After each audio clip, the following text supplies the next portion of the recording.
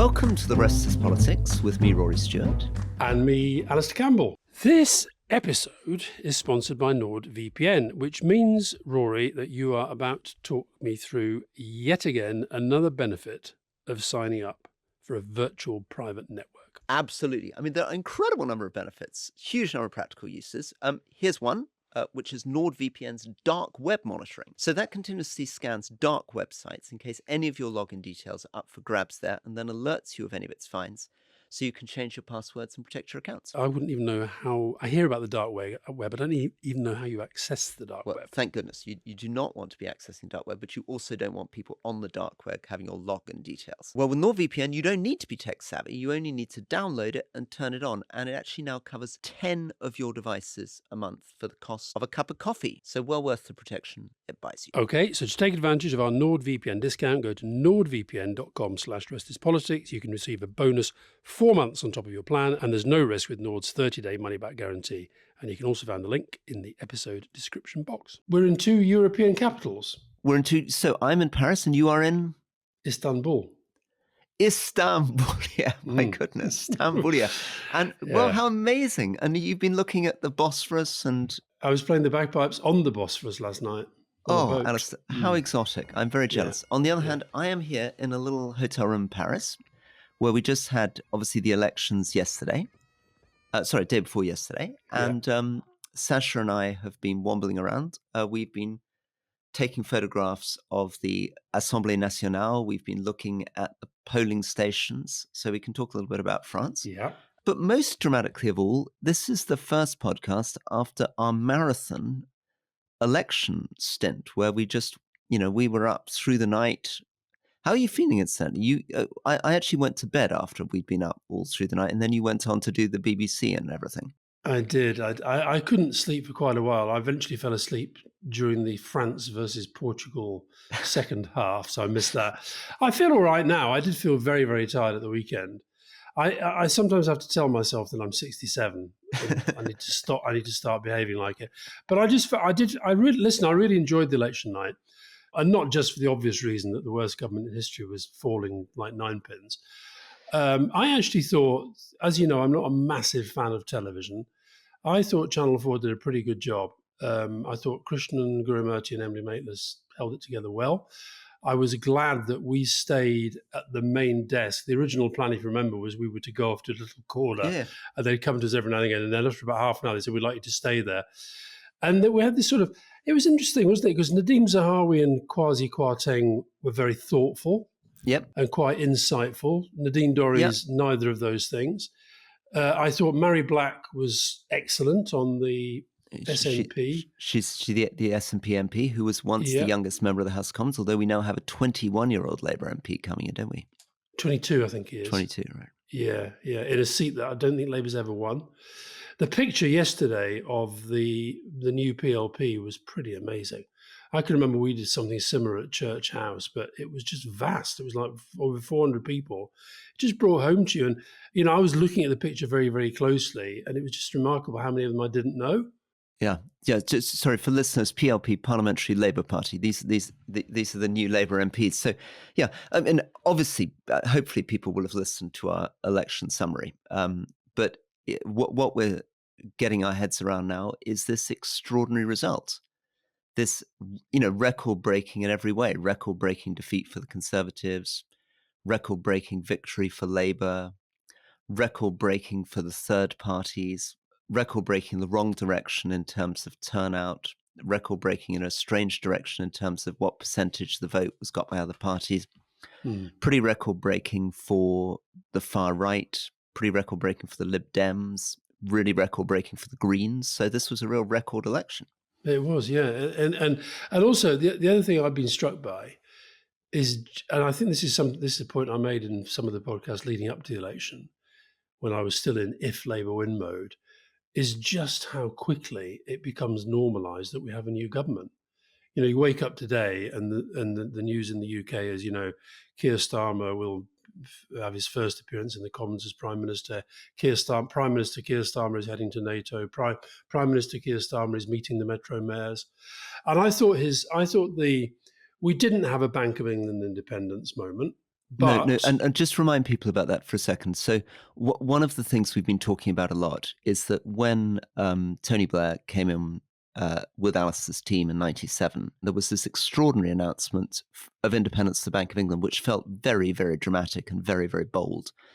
And so people were wondering whether Labour had up their sleeves something of that sort. And you were pretty consistent in saying you didn't think there would be anything like that. You'd obviously got, I don't know whether you got some tip off from inside no, Labour. not really, not really. But I'll tell you what, I think for you and I, who are for years been banging on about the need for prison reform, something that felt quite close to it was this appointment of James Timpson as the Minister for Prisons, Probation and Parole.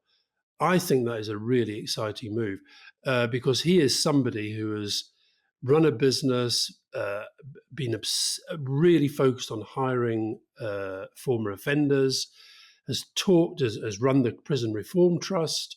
That appointment really excited me. And it was a great appointment, wasn't it? And just to, again, a little bit of background. So Timpson's is a family business that specializes in keys and shoe repair. His father still very active in it. His brother, Ed Timpson, was a Conservative MP. And Yep. he was elected against Labour. And just before the 2010 election, a by-election, it was one of the signs that Cameron was sweeping in. So James has been very cross-party. You know, I worked with him very closely when I was the Prisons Minister. He is, as you say, an incredible example of somebody who's taken risk, because Iceland's been doing a lot. Also should pay tribute to Iceland on the work they've been doing in employing ex-offenders. But the truth of the matter is that despite everybody's best attempts to try to really push for employment for prisoners, and despite the statistics which show that prisoners are often amongst the most loyal, hardworking employees that the supermarkets bring in, it's still the case that most of these companies make nice noises but end up employing very few ex-offenders, and they come up with lots of excuses. Often they say, well, it's not really up to us, it's due to our branch managers. Anyway, this is a great appointment, and it's part of an appointment also of Patrick Vallance in as a science minister. Yeah. And it's a bit reminiscent of what Gordon Brown did, his government of all talents, where he brought in people like Mark Mallet-Brown and others who weren't members of the House of Commons, but who were specialists in different fields. No, and then, like, you know, today you have Rachel Reeves, who made a speech yesterday sort of setting out her kind of broad approach for growth and focusing on planning reform and housing targets. And, you know, it was a pretty substantial speech, and then follows it up today with a meeting with Mark Carney, who we've also interviewed on Leading, former governor of the Bank of England, and fleshing out the ideas of this National Wealth Fund. And if you just go through some of the things, so yeah, maybe not a Bank of England moment, but day one, Rwanda scheme, dead, history, forget about it, 500 million quid down this drain, but we're not going back to that. I thought that the fact that in Keir Starmer's first cabinet meeting, so the cabinet appointed very, very quickly, had to make two adjustments because of the loss of Jonathan Ashworth and Thangam Debonair, but very, very quickly did a press conference. First thing he mentioned in the press conference was standards, that he'd had a meeting with the ethics advisor. Now, you cannot imagine Boris Johnson or Liz Truss saying that as their first act as Prime Minister. Then announcing and then doing that he'd be visiting all four nations of the UK. I remember when I bumped into John Swinney, the Scotland First Minister, at the Scotland-Germany game, he was just saying that, you know, he was so hopeful there'd be a change of government because it was impossible to have a grown-up relationship with the Tory government. Now, that is a grown-up relationship. Your first day in office, you say, I am now going to go and reach out to the Scots, the Welsh, the Northern Irish. Mary Lou MacDonald, I don't know if you saw her comment about the meeting with the First Ministers in Northern Ireland. She said that it was like dark turning to daylight. And I think it has been a bit like that because everything has been about the Conservative Party, not the country.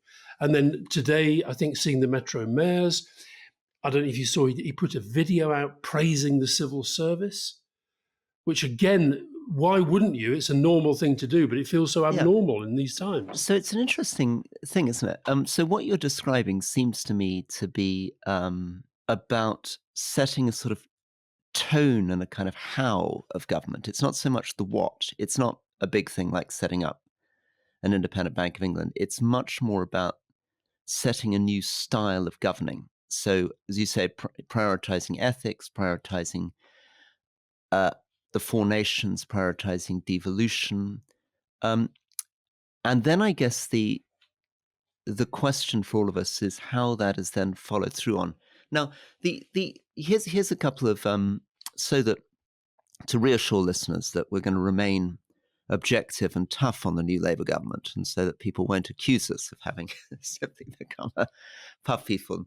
Here's a few thoughts on what one might say if one was going to raise some concerns. But I mean, I'd say I'd agree with you basically. I think it's very positive, and I like the tone that he's come in on, and he's handled his first few days in office very well, and nothing's gone wrong. So I think that's really good. The first, I think, substantial, most interesting set of criticisms comes from your great friend and old boss, Tony Blair. And he's couched it quite modestly, but we're going to see more of this when he does his big conference, which is just coming now. And what he's trying to say is that Labour needs to be, if it's really going to sort stuff out over the next 5 years, needs to be much, much bolder, much bolder. So one example that we've talked about is AI. Yeah. Tony Blair points out, and he's absolutely right, that AI has the potential to completely transform public services in Britain and transform the productivity of the private sector as well. So the Tony Blair Institute reckons £25 billion worth of savings to the public sector and huge benefits for productivity. But to do that, being radical actually means if you're going to bring AI into the health service, it's not just, as I think we've said before, just putting it on a GP's computer so they can type in your details a bit more quickly. It's actually taking real risk and replacing humans with AI. I mean, unfortunately, that's what productivity gains is. Yeah. And that involves some pretty tough conversations with unions. That involves some pretty interesting conversations about regulation and data gathering. And a government that really wanted those £25 billion savings would have to do that. Challenge unions, challenge law around data, take risk on what AI can do. Now, it's already true that if you can prompt properly, ChatGPT is an incredible assistant. I mean, think about it, not at the moment necessarily as replacing everybody, but as a fantastic efficiency replacement. If you're a doctor, typing in the question to ChatGPT allows you to get very, very detailed recommendations, which you can then use your own human judgment to decide whether or not you want to use. Rory, just before we go on from that, why do people get so upset about you're an obsessive user of ChatGPT, and you posted a picture from Channel 4 Studio of me doing something odd, but somebody pointed out that you had ChatGPT open on your laptop in the Channel 4 Studio, and lots of people got really upset by that. What is it? Why are they getting upset by you being on ChatGPT rather than just having a kind of random website? I don't know. And it would be interesting to try to really dig into where they're coming from. So I think what they're worried about is it hallucinating.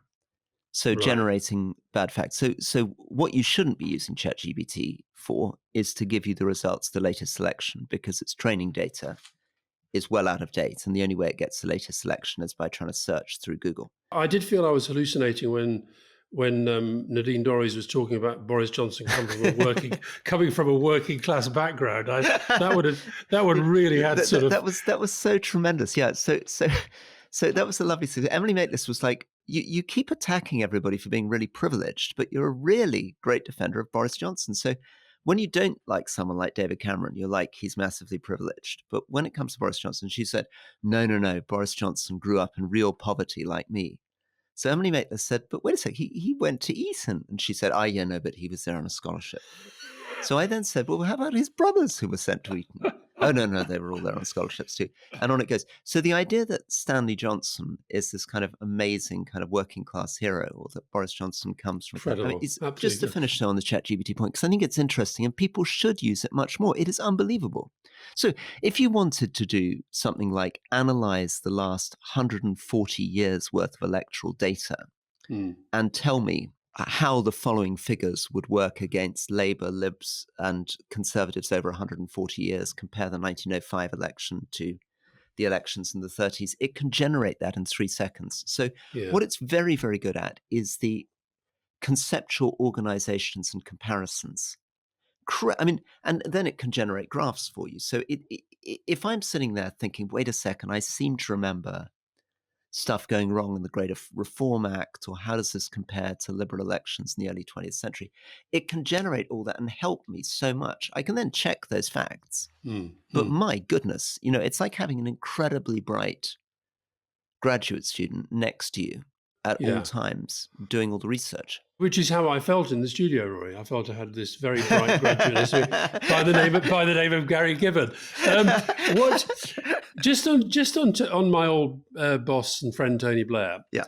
What did you think about him proposing? I think it was in the Sunday Times that identity cards should become part of the Labour government panoply of measures on crime and security and borders, which Labour seems to have sort of dismissed and knocked out. Well, that's the sad thing. So again, if we were going to push on where I'm worried about Labour, I completely agree with Tony Blair on identity cards. He points out that the arguments that we had about them back in the day are completely outdated now. If you think about how much Google or the supermarket has on your identity, the government having a simple identity card of the sort that exists in almost every other country on earth is not a threat to our fundamental liberties, not least because we have more cameras in the streets than anyone on earth. The government already knows far more about you than you'd be comfortable understanding. So it would make everything much, much easier. It would simplify NHS systems. It would simplify immigration border control.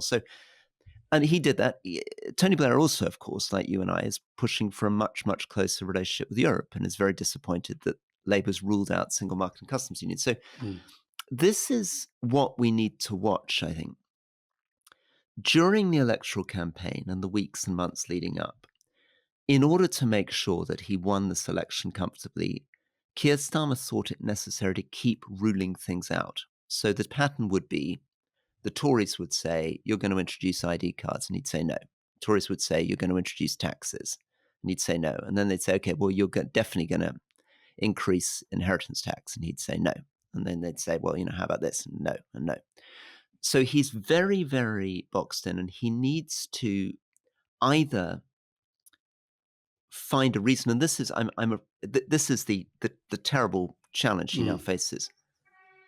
Probably he needs to ultimately change his mind on some of these issues and take the risk that people say he's breaking his manifesto promises. It'll feel anti-democratic. It'll allow the Conservatives to say these guys lied to you. But if he doesn't begin escaping from this box he's put himself in, it's going to be very difficult to do stuff. Something interesting that Rachel Reeves said yesterday, she was talking about what sounded to me like preparing an audit of the nation's finances and the Tory record ahead of a first budget.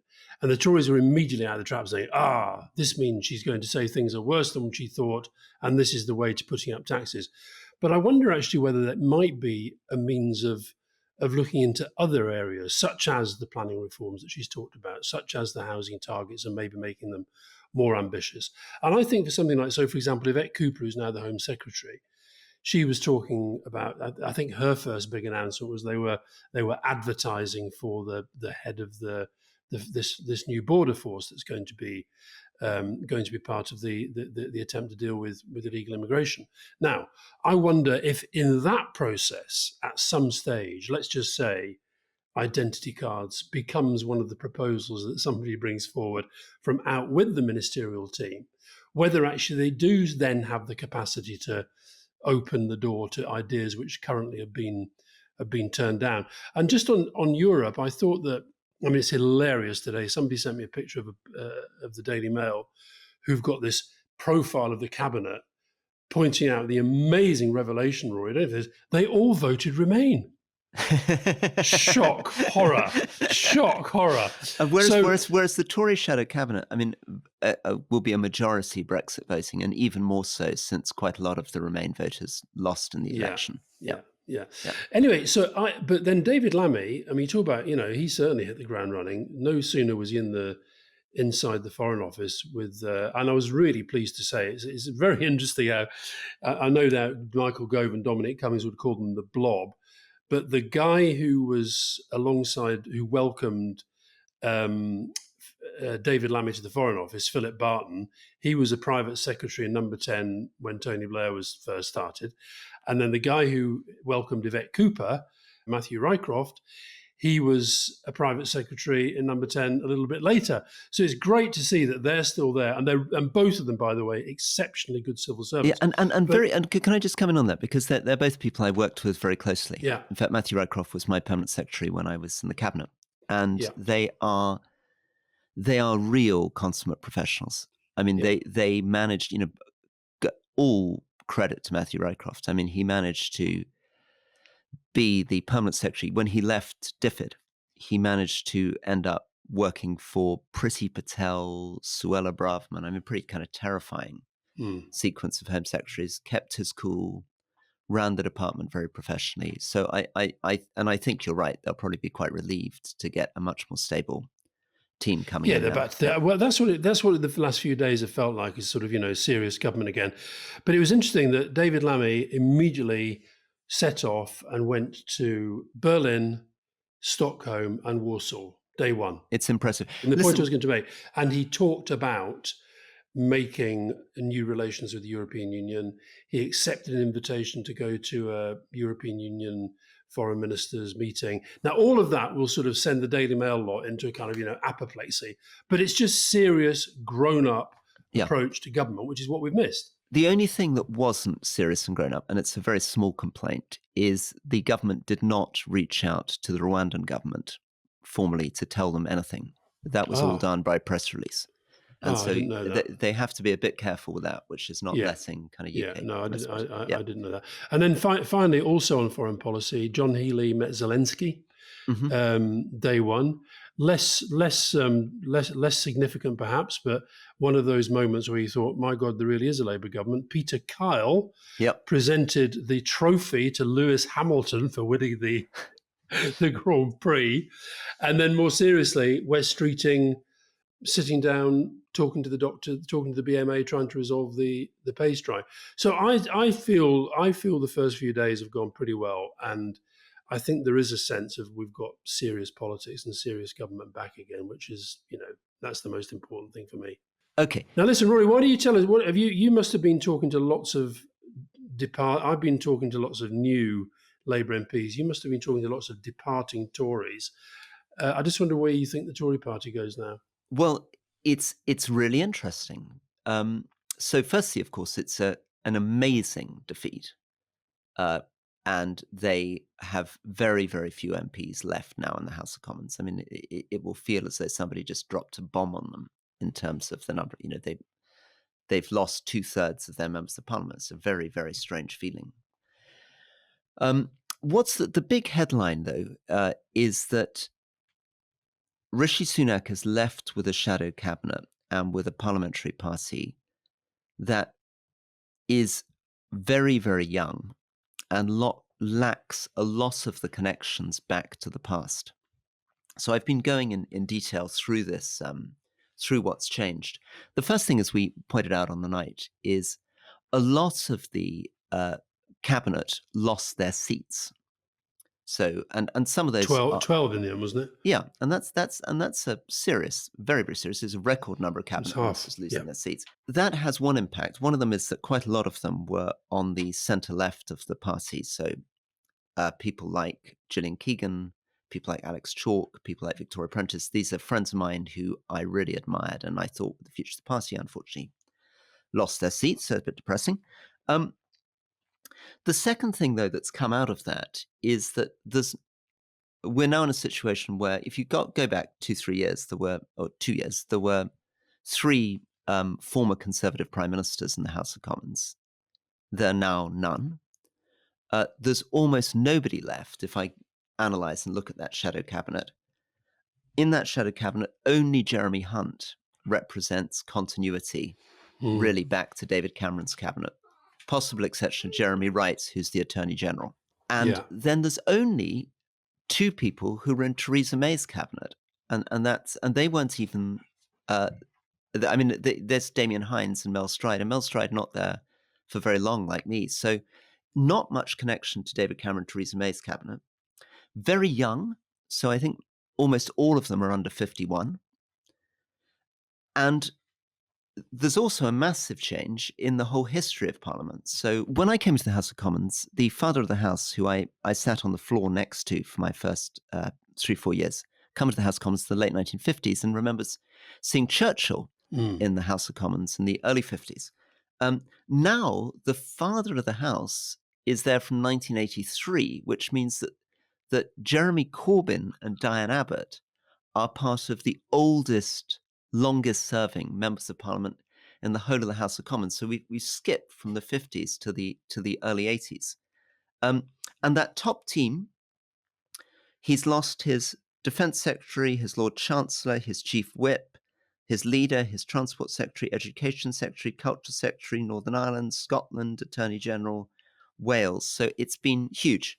Final thing, he didn't take the opportunity to promote some of the leadership contenders. So Kemi Badenoch hasn't been given a big new job, and Tom Tugendhat has not been promoted from a Minister of State up to a full Secretary of State. He might have hoped that he could have got the Defence Secretary job or the Foreign Secretary job as those things became available, but he didn't. Shadow, Rory. Shadow. They're Exactly. They're the cabinet fantôme now. Exactly. Listen, maybe a final stat for you before we go to the break. 5 members of Gordon Brown's 2010 cabinet are now in Parliament. Douglas Alexander, who came back, Ed Miliband, Yvette Cooper, Hilary Benn and Liam Byrne. Just 3 members of Boris Johnson's 2022 cabinet are there. I mean, it's Rishi Sunak, Priti Patel and Steve Barclay. And technically it's just 2 because Sunak resigned before Johnson. It's completely extraordinary, isn't it? So you've pointed out that it's not just that they haven't kept many people from Cameron's, May's or Johnson's cabinet. It's that those people don't even exist anymore. They're not in the House of Commons anymore. Yeah. Let me put you on the spot. Who do you think will be the next leader of the Conservative Party once Rishi Sunak moves on? Well, this is like you asking the Trump question. You've always got to struggle in your head between who you want to be the leader and who you think might be the leader. So you presumably you would want Jeremy Hunt, but he's ruled himself out. He's ruled himself out. I sent Jeremy Hunt immediately. Jeremy Hunt and I have been in contact. I immediately sent him a message saying, "Can I get behind you and support you?" And he wrote back very politely saying, "I don't think I'm going to go for that. Thank you." So on my side of the party, Theresa May has picked out Victoria Atkins, who I think would be a great standard bearer for a more sensible, moderate Conservative Party. Kemi Badenoch, I think, continues to lead in the betting odds, and she, Suella Braverman, Priti Patel still represent the right of the party. But the really interesting thing is because they're all so young, and so much of the party, even of 2010, has gone, let alone the party of 2005, 2001. It's a party which is very difficult to predict how the MPs will break because it's no longer based in the kind of big fights of the old days. There are very few of the very old right-wing guards still left. So Ian Duncan Smith's still left, David Davis, John Hayes. Yeah. But they're not really part of the new leadership of the party. So I would have thought Victoria Atkins is as good a chance. I'd like to see James Cleverly try. I've always liked James Cleverly. I think he's got a good, straightforward communication style. But we shall see. And of course, other leadership candidates, Penny Mordaunt, Grant Shapps, lost their seats, so aren't around anymore. Yeah. So, Alastair, listen, I'm not going to ask you to endorse the Tory, obviously, but what do you think about James Cleverly's kind of communication style? Yeah, better than most of them. I mean, they've all had a very, very, very difficult wicket to play on in recent months and years, but I always find him pretty straightforward. I could see him being quite an attractive candidate. I hear on the grapevine that, well, not even on the grapevine, I hear pretty clearly that Rishi Sunak does not respect or rate Kemi Badenoch as a minister. I think she wasn't a very good minister. I find both her politics and her manner really kind of off-putting. I just cannot see her being a challenge to Labour.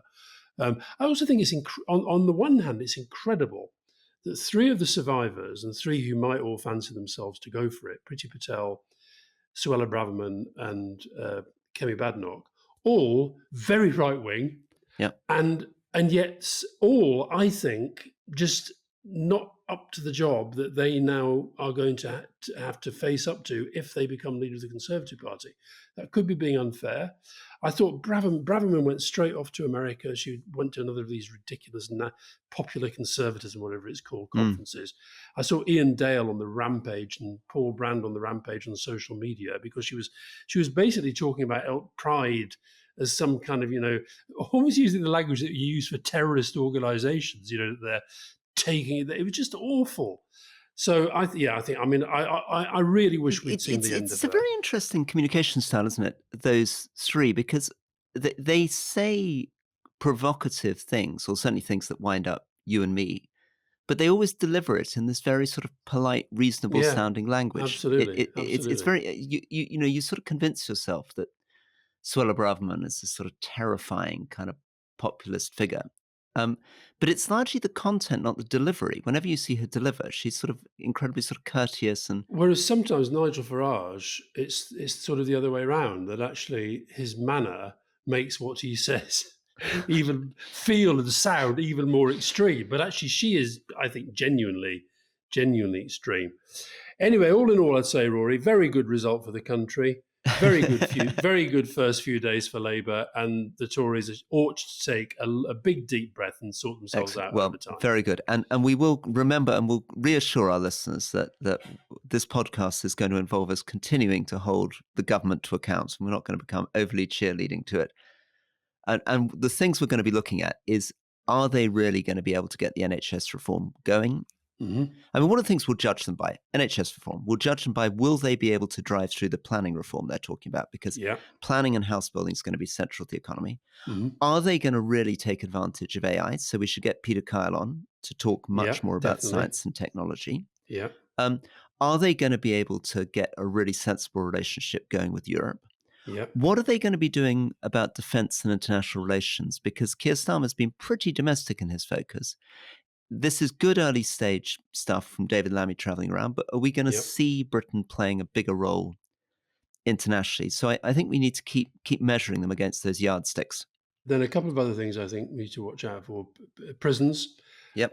Will they genuinely sort out prisons and make them, have a proper rehabilitative prison system?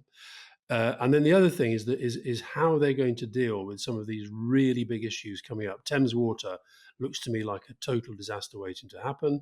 Infected blood scandal and how they're going to deal with that. So there's lots of kind of practical stuff. And then the other thing I'd like to see, I think we should hold them to account on, is the whole levelling up thing. I mean, I always felt about levelling up that it was a great slogan, and it would have been a great approach to government. It's just that Johnson only did the sloganising. He didn't do the policy bit. So actually Labour now has to take that on. Exactly. And let me develop that a little bit, because in fact, the Conservatives did more than they got credit for. I mean, I think and now that they've lost, I think it's worth acknowledging that Michael Gove, for example, was very, very interested in the mechanics of this and how to think about this. They did some quite interesting things on trying to change the way in which money was managed. So they tried to devolve more control of planning and money down to local government. They created more mayors. There were some quite generous investment schemes. And if you look at the figures, the productivity gap between London and the southeast and the north has actually narrowed over the last 2-3 years. Now, not necessarily in a positive way, because part of that is actually that productivity in London and the southeast has collapsed rather than that it's improved massively up in the north. Yeah. But there's a bit of equality happening, and I think so. Labour can draw on 4 years of quite a lot of thought from ministers and senior civil servants about how this could be done, and rather than, I think, reinventing the wheel, harnessing that and really putting those ideas to work is going to be the key. Okay, well, just to echo your thing, I will not become a cheerleader. I will be a critical friend, but you will allow me a few days of feeling so happy that Labour are in and the Tories are out. I've allowed that, Rory. I've allowed that. Fantastic. Right, let's take a break. Let's take a quick break. All right, quick break. Welcome back to The Rest is Politics with me, Rory Stewart. And me, Alastair Campbell. A few plugs to start off with. Helle Thorning-Schmidt, former Prime Minister of Denmark, wife of the new Health Minister, Stephen Kinnock, amazing force for life. And she is our latest interviewee on The Rest is Politics leading. I recommend that to everybody. Really, The model, really. well, sort of the model for Borgen. I mean, I think she points out it's a bit more complicated than that because Borgen was there everything, but she is the Borgen character. She is the female prime minister of Denmark, and But really worth listening to. And just so positive about everything. It was just absolutely wonderful. I loved it. Second plug is for The Rest is Politics US. Because of our election, they normally pop up on your normal Rest is Politics feed. But because we were so busy podcasting in the middle of the night last week, they were on their own feed. So if you want to listen to Anthony Scaramucci and Katy Kay's chat on the future of Biden and Trump's immunity, on which subject, both of which subjects they had a lot of interesting things to say, go to The Rest is Politics US feed. I am going to plug The New European by telling you that if you subscribe to The New European for just £1 a week, you will get both of my children's books on politics for free. And I know that right behind Rory right now is a very avid reader of one of those books. Yep. And a final plug for you, Rory. I was pleased to say your paperback Politics on the Edge is still atop the paperback charts, which is excellent news for you. It's very odd. Yeah, I'm still the #1 bestseller in paperback. So thank you very much to listeners who have been buying the paperback of Politics on the Edge. Yeah. Now, La France. Right. So I am in La France. I know. And actually, I was here for the first round of the elections and came back to see you for the UK elections. And now I'm been here for the second round of the elections. And I mean, just to give you a sense of the sort of feeling of it on Sunday, we were driving past the Assemblée Nationale and saw a very, very large number of vans, gendarmerie vans, pull up, people rolling out the gendarmes onto the streets. Our driver, who was from Senegal, said that he was very worried on Sunday night that there were going to be riots and demonstrations. I said, what do you think about what's happening? And he said, well, I mean, all you need to understand about the far right is they're racists. That's all you need to understand. These people are racists, and we need to do everything we can to defeat them. But he was very concerned. Mm-hmm. Then the results obviously began to come through, and very, very surprising results, given, as you say, France is the world's center of polling. The polling really seemed to mislead us for many, many days. All over the place, absolutely all over the place. I mean, so this is as listeners to a previous podcast will know, this is a two-stage system where anyone can stand in the 577 constituencies first time round, and then the top two go through, or any candidates which get 12.5% or over. What happened in this case, because the Rassemblement National, the far right party led by Marine Le Pen, they did so well that it provoked this absolute convulsion in French politics and French society, actually. So what happened is that lots and lots of candidates pulled out to allow one candidate to go forward. More than 200 candidates in more than 200 constituencies where there were three ways pulled out. And the pulling out meant that the left and far left and Macron's more centrist party basically decided that they were going to do tactical voting. Yeah. It would be as though in an attempt to beat the Conservatives in Britain, I guess Lib Dem or Labour would simply pull out every candidate would pull out. Yeah, not just tactical voting, but actually say, no, you will only vote for the party that can best stop. And we'll give the voters, and this is what obviously the far right complaining about, give the voters only a choice between two people. So it would be like saying, we're going to remove all candidates except, well, we could have done it actually in Clacton. We could have, I mean, that's where Farage got elected in, and it would have been every party pulling out and running just one candidate against Farage. Anyway, that's what they did in over 200 seats. And then over to you, Alastair, on what the result was and why that was surprising.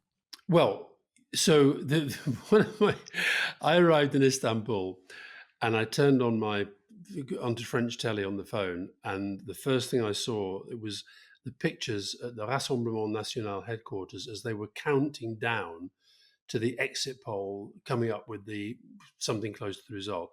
So it was this sort of all champagne on the ready, and it was 5, 4, 3, 2, 1. And then the thing came up, and they just looked they looked like they'd been shot, because they honestly had convinced themselves they were going to win. Well, because the polls suggested, Absolutely. if we go back a week ago, that the far right was going to come first, and that second would be the left, and then third would be Macron. And what actually happened, over to you, was that the left, the New Popular Front got 182 seats, Macron's alliance got 163, and the Rassemblement National got 143, and Les Républicains 46. So nobody got anywhere near a majority of 289.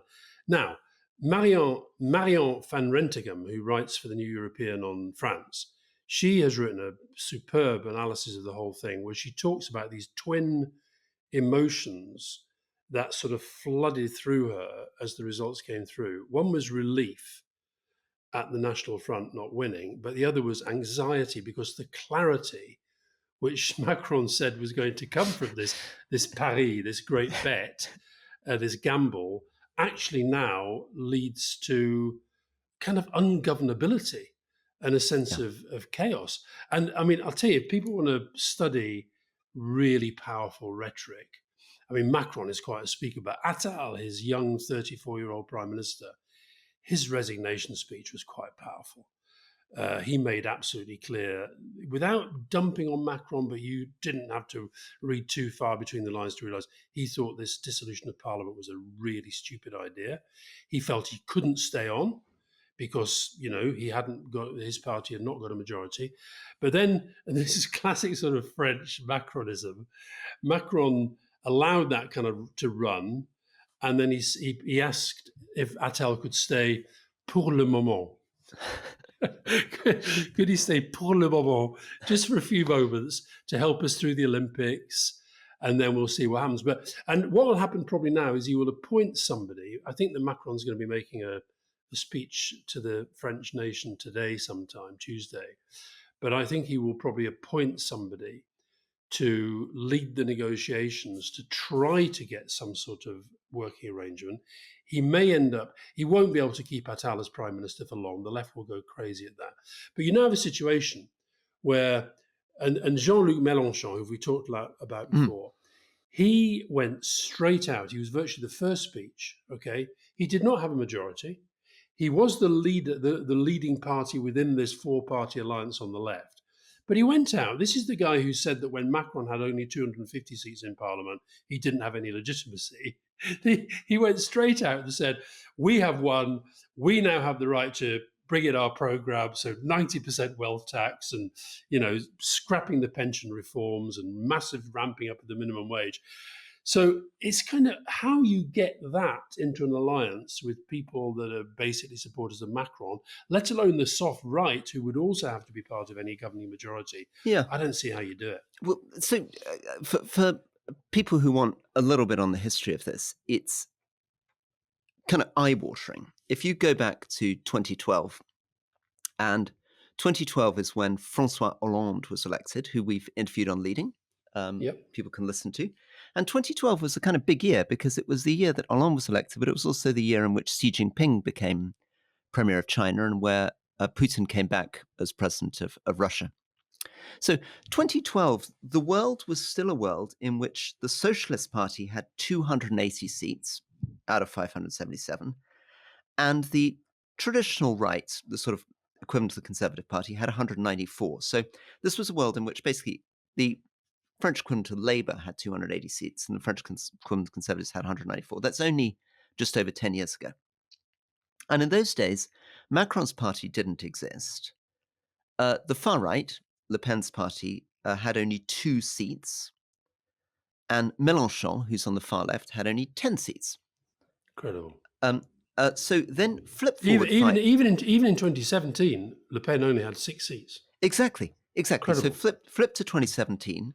The first thing that happened is this explosion of Macron becomes president. He then runs a parliamentary election, and his group gets 350 seats.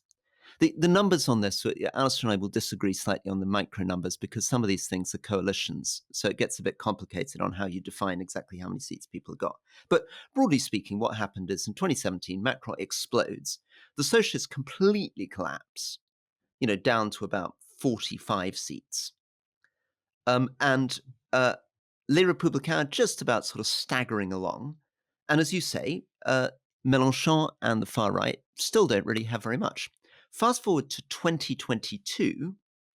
Well, that's the first time that Macron's project begins to get a little bit into trouble because for many, over 20 years, the presidents have tended to have a majority in the assembly. And then suddenly, 2022, Macron loses his majority, still has by far the most seats. 250, yeah. But people will remember he got into trouble on pension reform. Mm-hmm. And then there was a no confidence vote against him.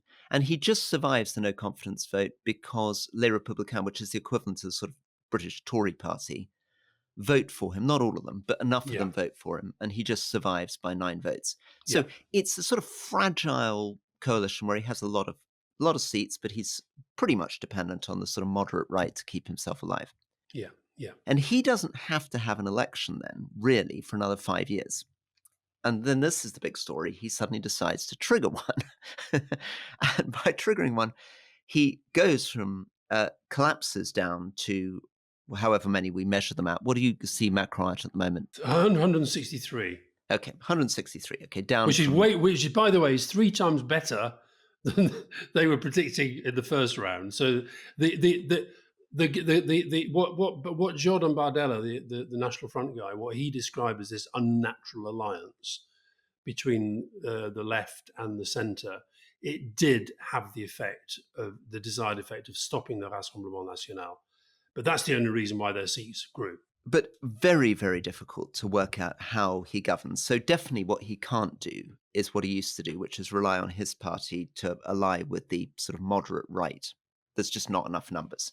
So the only way he can get the numbers is teaming up with the left. And as we've pointed out, the left includes 70, I mean, it's difficult, again, breaking down because it's a coalition, but it looks like it's about 75 seats for France Unbowed, which is Mélenchon, about 63 for the traditional kind of Labour socialists, 35 for the Greens and 10 for the communists. And Mélenchon very much saying, I'm not going to compromise with Macron, I'm not going to work with him. So one way of characterizing it is we now have 3 blocks in Parliament with completely different visions of the country and totally different voter bases. I mean, it's very, very odd. And who, frankly, loathe each other. I know, absolutely loathe each other. I mean, Mélenchon is, I mean, Attal, when he speaks about Mélenchon, the idea of those two even being in the same room strikes me as a bit odd. And of course, what happens often in these coalitions on the left is that the bitterness and the loathings are even greater within that coalition of the family of the left than they are against the right. So I guess the only way forward, he'll have to appoint a sort of prime minister designate, I guess, to try to lead the negotiations somewhere, and then it's about sort of issue by issue trying to get votes. But this is at a time when he was playing quite a leadership role in Ukraine. That's now going to be very much weakened. He had big, grand visionary ideas for the future of Europe. That's very, very, very difficult. So no, this is I don't think in Marion van Rantingham piece, she says that the relief that the French initially felt is a delusion. Although Mélenchon on the far left and Le Pen on the far right agree on almost nothing, they're both much more skeptical about the Ukraine policy. They're both skeptical about bits of Europe, different bits of Europe they don't like, but they're certainly not signing up, as you say, for the Macron vision. And of course, the French president is so important in Europe, along with the German chancellor, but the German chancellor is very weak. Yeah. And the net popularity ratings now of Macron are terrible. It's like 26% approval. 26% of people actually approve of the job that he's doing. Schulz, I think, probably even worse now. So the big European leadership really challenged by this. And of course, I'm in Paris, where half the city is now getting closed for the Olympics. There are now seats all the way along the Seine. You go to the Eiffel Tower, you can see a sort of thing set up. You go to Versailles, I think they're getting ready for horse equestrian events. And it's a real sadness because this was something that Macron was very proud of, getting the Olympics. He was going to preside over it for France. And with just a couple of weeks to go, he's managed to blow the whole thing and create this sort of ungovernable chaos. Yeah, well, let's see. I shall be going to the Olympics for part of the time, but no, it's a bit of a mess. There's no other way of describing it. Un bordel, we call it, Rory. Un bordel. Right, very Bordel, good. c'est le bordel. Et les Français, les Français en ras le bol. They have the bowl full of it. Briefly and finally, should we talk about Iran? I can't help reflecting, Roy, as you were talking there about Macron and Scholz. Wouldn't Europe be a little bit different if perhaps a newly elected Labour Prime Minister in the UK with a strong mandate might have been able to adopt an immediate position inside a reformed European Union? That's Ah, absolutely true. well, Absolutely wouldn't true. that Britain, France, wouldn't and that Germany were the major players and yeah would have been able to wouldn't play a very, very major role. absolutely. Well, let's move on to Iran and a brief pause. As you know, I have my little son in the room with me, so I'm going to encourage him to get on with his Lego. Sasha, get on with your Lego. Well done. Thank you. Yep, you did really well. Okay, well done. So moving Poor on. kid, you take him to Paris for a holiday and he spends all his time listening to you blathering on about blathering on about absolutely nothing. politics. Yeah. Well, I know exactly. And of course, I fantasize that he's paying attention to every word, but nothing of the sort. Okay. So really interesting in Iran. So generally, everybody's very gloomy about Iran. And you remember that the Iranian president, of course, we all remember the Iranian president was killed in a helicopter crash at a very difficult time. And the assumption was that the only people who would be allowed to run were the hardliners. And Masoud Pezeshkian, who has just managed to win, was actually not allowed to run by the supreme leader in the last presidential election because he's considered too much of an inverted commas reformist. Yeah. This time he was allowed to run, and he clinched a very considerable victory, 16.3 million votes against 13.5 million votes against his hardline opponent. And this has happened at a time when Iran is in a pretty close to a shadow war with Israel. We remember killing Iranians in their embassy and then missiles firing across and boarding of each other's ships and the pressure building for a potential Israeli attack on Hezbollah in Lebanon. So all of that taking place. And also really interesting questions around nuclear enrichment, because we're now in a situation where this is a reformist faction that wants to, and was very much his foreign affairs advisor, was the cornerstone of putting together the Iran nuclear deal. Yeah. And again, people want to hear more about that. Cathy Ashton interview on Leading tells us quite a lot about her views. She worked very closely with this man who's called Mohammad Zarif, who's now going to be a very important voice in Iranian foreign policy. Anyway, thoughts from you from it. I wonder whether he was allowed to run this time. As you say, he was vetted out of the race in 2021. I think he ran in 2013 and got nowhere. I wonder whether they thought he just wouldn't win. And what happened was very, very low turnout in the first round, 39.9%. And even in the second round, under 50%, 49.8%. So 61 million people eligible to vote did not vote. And I wonder whether the machine thought they'd be able to get enough of those out to vote for Jalili, who's the sort of hardline opponent, who sort of made his name as part of the kind of very, very hardline approach to nuclear negotiations. And I think we should just say, because we use the word reformer, we shouldn't imagine that this is some kind of lily-livered liberal. Reformist is still part of the Islamic Republic ruling elite, loyal to the Ayatollah, won't have as much power as we might imagine for a newly elected president. But also, Roy, I know how much you love the backstory. Very interesting backstory, personally, because I think he's got 4 children, and his wife and youngest son were killed in a car crash. He's never remarried or got together with anybody else. So he's basically raised his 3 children on his own, a heart surgeon, a cardiologist who had also been a doctor on the front line in the Iran-Iraq war, somebody who during the campaign was actually slapped down by the Ayatollah once or twice because he felt he was being too pro-Western. He actually used this phrase. It reminded me of Macron's en même temps. He said he was neither anti-West nor anti-East. He talked about how much damage sanctions were doing to the Iranian economy, the Iranian people, and he wanted a strategy and a plan to get those sanctions lifted, which meant having better relations with the Yeah. US. So, a very interesting and different approach, culturally, politically, and And diplomatically. hugely important because, Iran has been supplying drones to Russia. Yeah. It's evading sanctions through its connections with Russia. Amazing amount of trade back and forth, uh, and including weird things like iPhones flowing back and forth across the borders as well as drones. Um, just one more thing on the new president.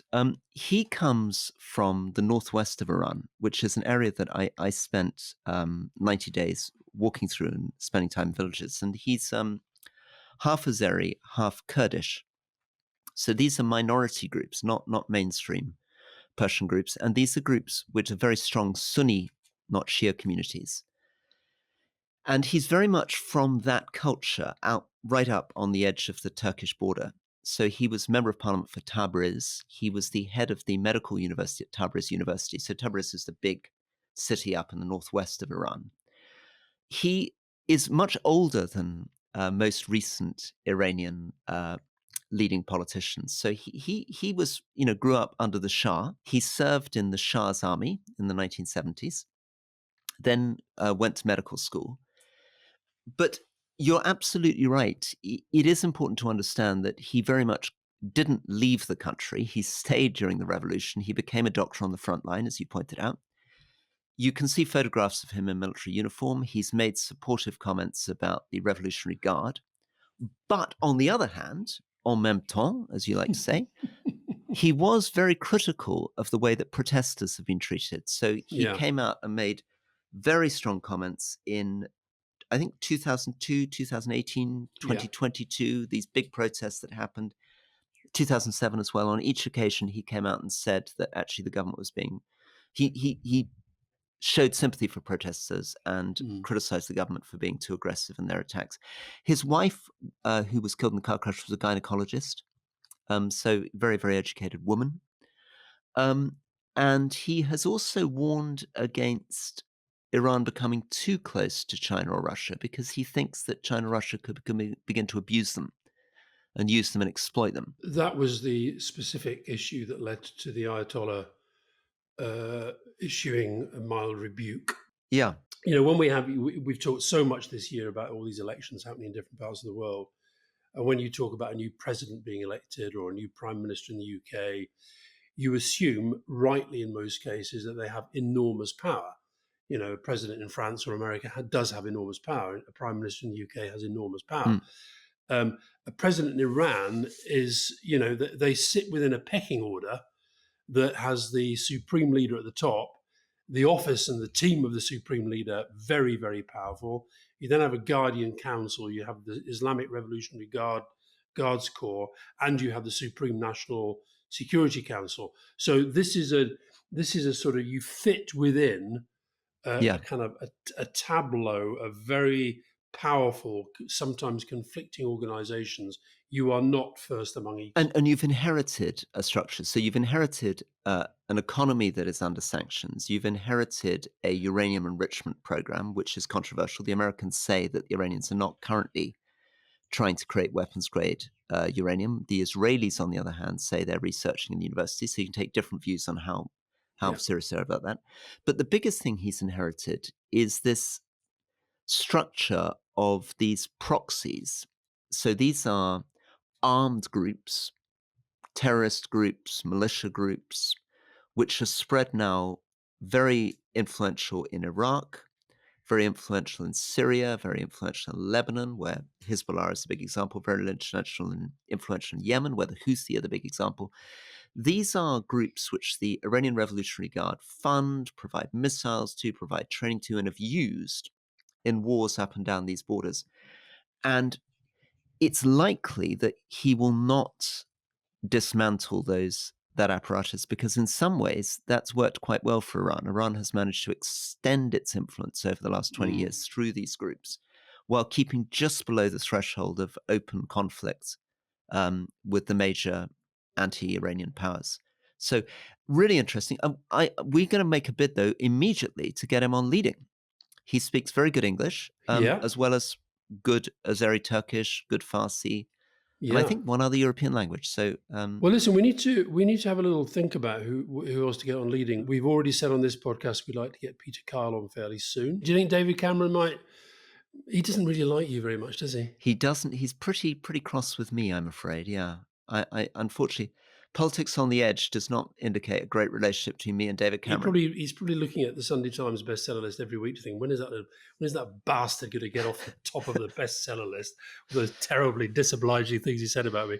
Anyway, we've got a lot of people to choose from, and we've got a few good ones lined up. But yeah, we need to have a sit down, proper think about who to get on leading in the coming months. And finally, the Rest is Politics US feed, which is a separate feed, not on our main feed, which is Katty Kay and Anthony Scaramucci talking about Trump's immunity, now available.